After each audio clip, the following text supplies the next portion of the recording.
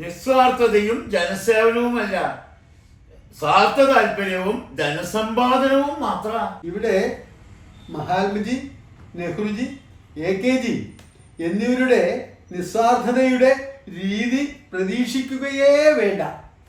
എന്നാൽ നിസ്വാർത്ഥരായ ഒരുവനെങ്കിലും ഈ രാഷ്ട്രീയത്തിൽ വേണ്ടേ? നിരാശ വേണ്ട എൻ്റെ മാഷെ.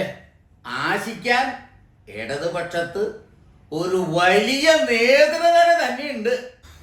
കേട്ടില്ല എന്റെ ഭാഷേ, ആചാര്യൊരു പൊങ്ങച്ചേ. ഇതുപോലൊരു നുണേ നോമിന്റെ ജീവിതത്തിലെ നോം ഇന്നേ വരെ കേട്ടിട്ടില്ല കേട്ടോ.